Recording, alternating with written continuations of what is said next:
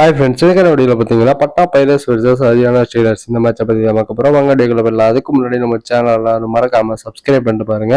இந்த வருஷத்துக்கான PKL season 11 பார்த்தீங்கன்னா இன்னையோட முடிவு அடைஞ்சிச்சு.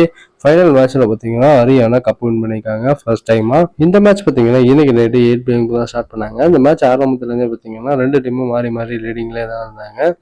டிஃபெண்டிங் பார்த்தீங்கன்னா நல்லாவே பண்ணாங்க ரெண்டு டீமுமே. மேட்சும் பார்த்தீங்கன்னா அந்தளவுக்கு ஒன் சைடு மேட்சாகவே அமையல. ரெண்டு டீமும் பார்த்தீங்கன்னா எப்படியாச்சும் இந்த மேட்சை வின் பண்ணி ஆகணும்னு விளையாண்டாங்க.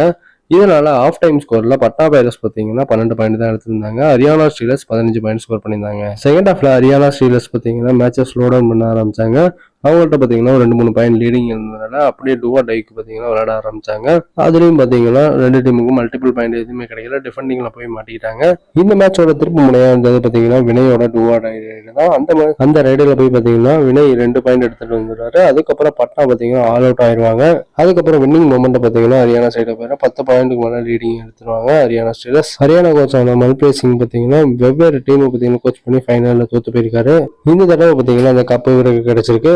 நம்ம சுதாகரும் பார்த்தீங்கன்னா இந்த மேட்ச்ல பிளே பண்ணாரு. தேவாங்கண்ட் ஐயர்னால இந்த பாயிண்ட்டுமே எடுக்க முடியல. ஹரியானாவோட பிளேயர்ஸ்ல சிவம் பட்டாரே 9 பாயிண்ட் எடுத்திருக்காரு. முகமது ரசா சௌத்ரி பார்த்தீங்கன்னா 7 பாயிண்ட் எடுத்திருக்காரு. வினய் 6 பாயிண்ட் ஸ்கோர் பண்ணிருக்காரு. பட்னாவோட பிளேயர்ஸ்ல குர்தீப் 6 பாயிண்ட் எடுத்திருக்காரு. தேவாங் 5 பாயிண்டும் அயன் 3 பாயிண்ட் எடுத்திருக்காரு. மேட்சோட சம்மரியில ரைட் பாயிண்ட்ல ஹரியானா 13 பாயிண்ட் எடுத்திருக்காங்க. பட்னா பைரேட்ஸ் பார்த்தீங்கன்னா 11 பாயிண்ட் ஸ்கோர் பண்ணிருக்காங்க. டேக்கிள் பாயிண்ட்ல ஹரியானா 16 பாயிண்ட் ஸ்கோர் பண்ணிருக்காங்க. பட்னா பைரேட்ஸ் 11 பாயிண்ட் வச்சிருக்காங்க. ஆல் அவுட் பாயிண்ட் பார்த்தீங்கன்னா ஹரியானாட்ட 2 பாயிண்ட் இருக்கு. இவங்கள்ட்ட பார்த்தீங்கன்னா 0 தான் இருக்கு.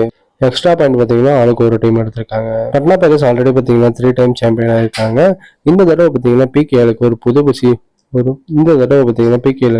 புது சாம்பியன் கிடைச்சிருக்காங்க ஹரியானா ஸ்டீலர்ஸ். இந்த ரெண்டு டீம்ல உங்களுக்கு பிடிச்ச டீம் எதுன்னு சொல்லிட்டு கமெண்ட் பண்ணுங்க. மேலும் இது போன்ற கபடி அப்டேட் மறக்காம சேனல் சப்ஸ்கிரைப் பண்ணுங்க, ஃப்ரெண்ட்ஸ்க்கு ஷேர் பண்ணுங்க. நெக்ஸ்ட் சந்திப்போம். Bye by.